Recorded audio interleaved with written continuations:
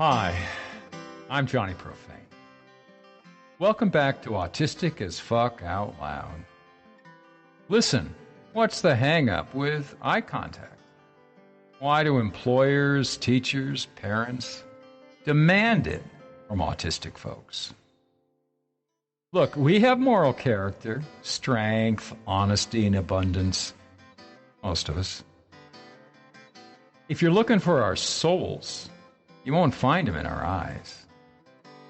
But if you're autistic, love one, work with some, or just can't figure out if you could be one, before you judge our character by our eyes, or train us, do something unnatural and terrifying, most of us. I want you to experience what eye contact feels like. For me. Real talk about what it's really like, with 6 simple ways to deal with events that trigger panic. Why? Why a whole episode on eye contact?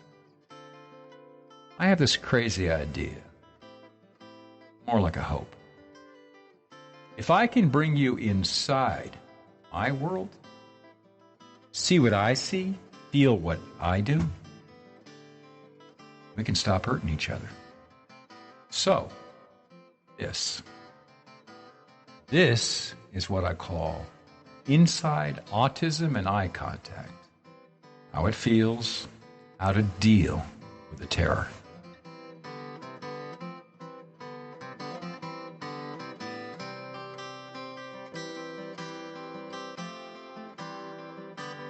My wife and I are musicians. We're finishing our 15 minutes of fame playing Rusty's open mic. Maybe Shorty's bar, I disremember. 2012, 4 BD, 4 years before diagnosis. Back in 2012, I still believed I could survive bars. You know, by entering my own dissociative bubble, become invisible. Sort of like Richard Mulligan on Soap. Only room for Kimmy and me. All the while I chant in my mind, I don't care what they think. I don't care what they think. I don't care what they think. And I had one survival rule. Never dance. But Kimmy, my wild woman gypsy,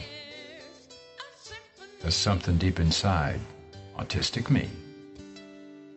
Moth met flame. Caught in the moment, I say, sure. So for about 5 minutes, I'm doing the white guy rock. Weight on right, shift left, weight on left, shuffle right. Eyes sliding all around the room. Never lingering, never focusing. Look at me, hon. She whispers, look at me. So I do. A few seconds. Her face upturned, eyes glistening. A few seconds more. So calm, so happy, so big. Then bigger. Only her eyes. Brighter, enormous. I can't hear anything but a roar. Spinning. I'm going to fall. I shout out something. Jump back. Stumble through some dancers. Sit down. Kimmy's shocked. You know, everybody's shocked. Especially me. This is what happens when I gaze too long into eyes. Even eyes I admire, respect, trust. So, I don't look straight into your eyes.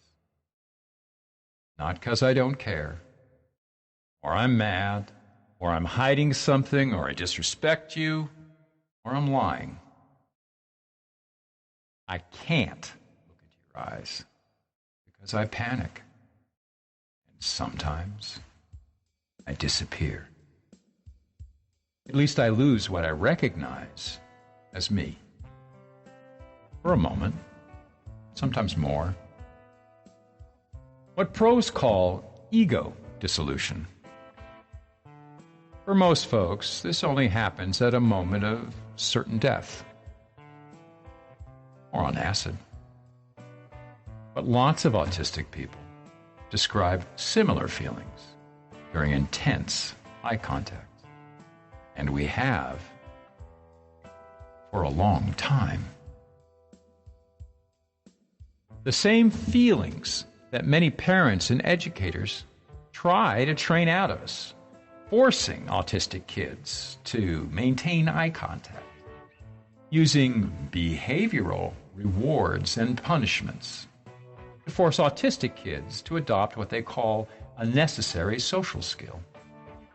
See, avoiding eye contact isn't a bad habit for autistic folks. Maybe no one knows why yet, but it's part of our brain wiring. Maybe it's a powerful instinct for us, as it is for most mammals, in reaction to danger or hostility. And forcing it causes many of us pain. There's a video link in the transcript. You can see the agony on a kid's face during training. In 2017, researchers did live streams of autistic brains as autistic subjects stared straight into eyes. Scientists stared at their fMRI screens. The amygdala and other brain regions were lit up like Christmas trees, documenting the discomfort, the pain, the suffering of the autists. In the words of the authors, as it turns out, the issue isn't so much that autistic people are insensitive to the feelings of others. It's more that their brains are oversensitive. When autistic volunteers were given visual stimuli of other people's faces, the researchers found an excess of activity in the amygdala, the part of the brain responsible for recognizing faces and interpreting facial expressions. That kind of overstimulation can cause pretty severe anxiety, which in turn can make meeting a stranger's or a friend's eyes downright frightening. That heightened anxiety, it's basically what autistic people have been talking about this whole time. Links in the transcript.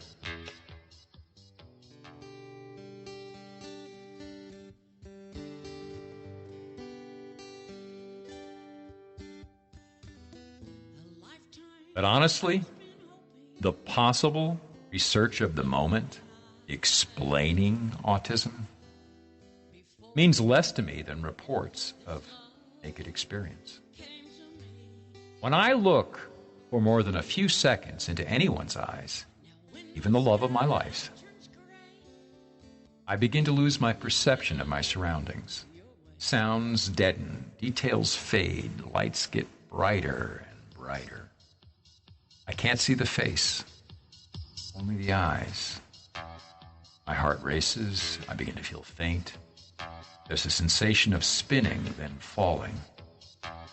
I not only feel the onset of panic, I feel ego dissolution. No joke. I lose who I am. Not amnesia, just no me. Like that sick panic when you stumble on stairs, fall out of a tree, jump at a car horn. Sometimes when I fall asleep, as if I were dying. Extreme as this may sound, it was the way things were. All I ever knew for most of my life. I never thought about it until I sat across from a potential investor in my startup computer magazine, 1983. You know how sales types read your face nonstop, looking for an angle? Try sitting across from a Silicon Valley ultra-capitalist. As you ask for a couple $100K for expansion, knowing you can't make that next payroll. I read faces, he said. I have to know who's got it and who's full of shit. I glance. This is it. Either close the deal or... Now you don't read faces. In fact, I'm not sure what you do. There's kind of a neutral curiosity to a seasoned investor, like a reptile eyeing you, stating facts. You stare hard. He does that two-finger move. Back and forth. Then you look off like you're thinking. Or you consult papers, then peer up for a second. Then the brutal kill shot. I don't know if you look into my face, my eyes, or just stare at my forehead. I took another meeting or two with his subordinates, but I never landed the deal. Eye contact. I knew enough on some level to fake it. Somehow, I knew people required it. But the fear was always there. I remember distinctly horrific fear of eyes at age 2 or 3. But it's only a few years ago I discovered that I shift my eyes from eyebrows to cheekbones to nose. You know, quick, constant reflex glances to mimic looking into your eyes. So you won't know I can't. Because if you find out, we end up hurting each other. Odd pertinent fact. I've been a salesperson and a therapist in my life and pulled it off for short periods because I'm functioning. Listen, being articulate has nothing to do with survival. Take it from me. But not every autistic person has words to explain, so I tell my story, hoping parents, friends, lovers, teachers, bosses, strangers in the street will stop demanding the right to torture many of us, to make you feel more comfortable. Okay. Anxiety and panic will always be part of my life, whether it's caused by autism itself or the trauma of growing up in an autistic, hostile world. And whether others support me on my journey or not, I got a deal.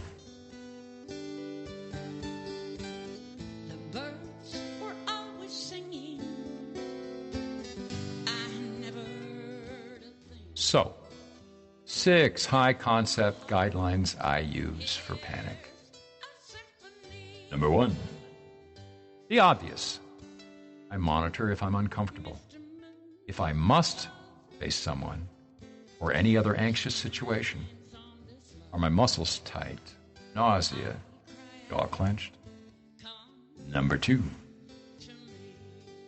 I watch for my own unconscious stims and strategies.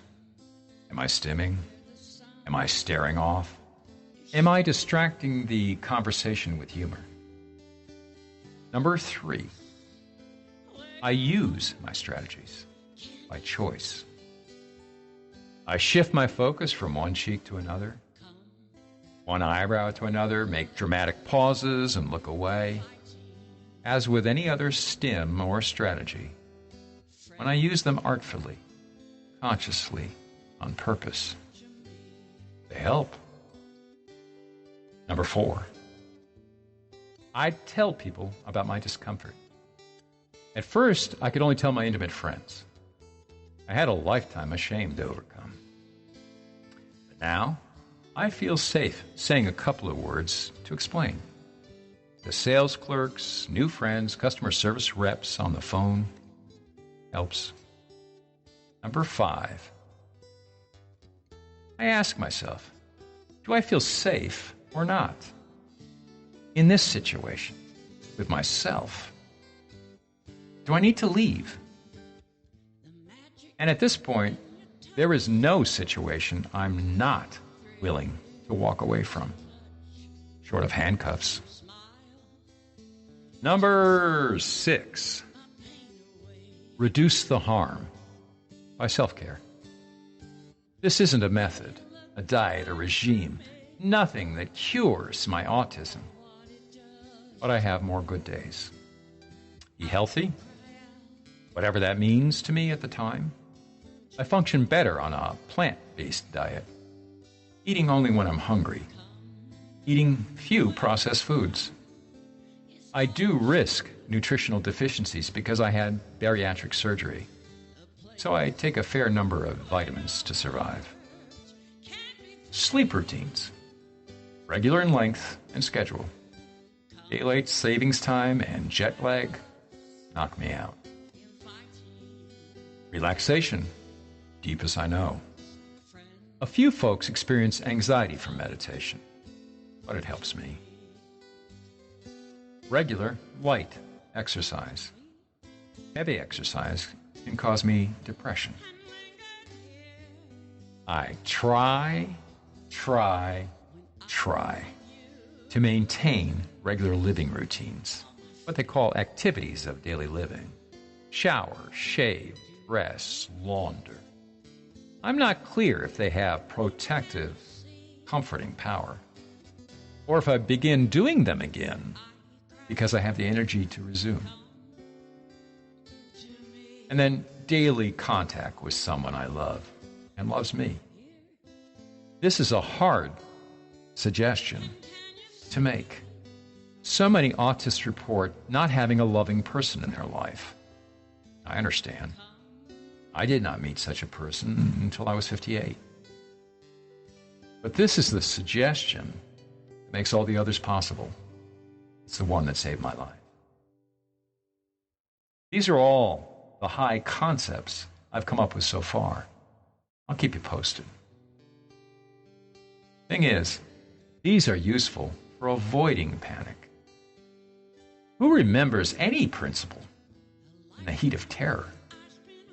So I carry a pocket list of personal strategies for meltdowns, panics, obsessive thoughts, shutdowns, depressions. Have since before I knew I was on the spectrum. I'm bright enough with a detailed memory, but when the fog of meltdown comes on, I can't think of what to do in that moment. The deal. So when I feel I'm losing control, I slip away, pull my list from my wallet, and remind myself of what works for me. At first, I felt embarrassed. Inside. Kept it secret.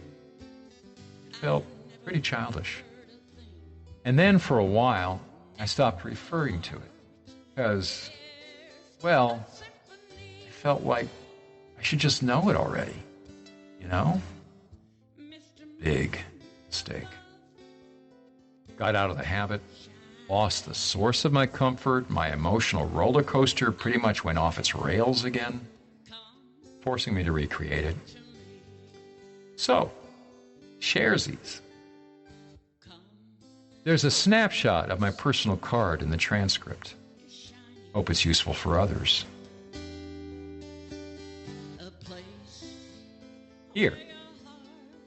My do's and don'ts for meltdowns, panic, and obsessive thoughts. 1. Tell someone I trust. Frequently speaking my fear out loud tames it, if I catch it early enough. 2.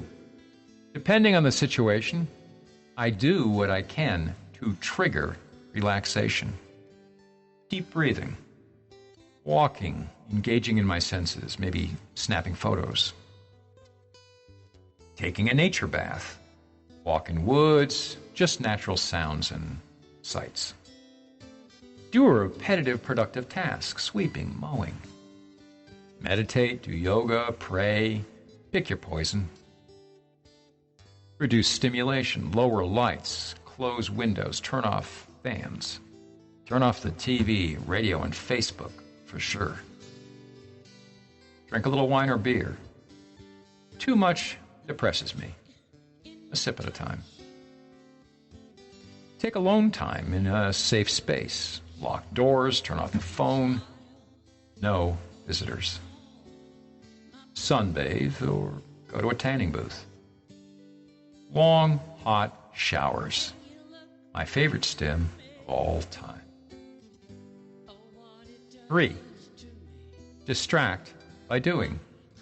Clean or organize. I start small. A bookcase or single corner nook. See where it goes. Solve a household problem. I always get a rush from fixing something. Use my mind without emotion. Crossword, chess, solo, against the laptop. No friction. Play a musical instrument. But I gotta be careful. Sometimes it triggers my perfectionism. Read something low emotion, not the news. Indulge any special interest, especially physical, like gardening. 4. Begin creating anything. Cook, write words or music, do art or craft, decorate a room or a notebook cover, garden again. Things I don't do when I expect a stressful event. For instance, face-to-face meetings. No Facebook or internet, no extra caffeine, no weed or drugs. The effects are too unpredictable for me. I have to guard against retreating to bed. I need rest. I don't need to encourage sluggishness, lethargy, depression. This is a hard line for me. No talking, to self or others, for at least a timed half hour. Don't answer phone or door, timed half hour. Don't play radio, CDs, movies, a timed half hour. Too much media, getting all excited but sitting sluggish in a chair, plays havoc with my mood. Avoid loud, complex places, bars, parties, social, or family gatherings. Avoid commitments or decisions. Don't buy freaking anything, because decisions, judgments, and regrets are exhausting. I gave you everything I got so far, but please comment, private message me, or email any of your strategies. You may well help others, including especially autistic kids and me. One last word on any form of forced behaviorist training. Names you may recognize: ABA, or Applied Behavioral Analysis, PBS, Positive Behavioral Support, or CBT, Cognitive Behavioral Therapy. Their goal is to control human behavior, not on increasing the comfort, functioning, or joy of children or adults. They meet the needs of parents, teachers, caretakers, and ultimately doctors to control undesirable behavior. Punishment and reward works to change behavior in kids and adults temporarily. Same as it works on rats, too, for that matter. Come to think of it, please think of it. Then think about what your loved ones really need.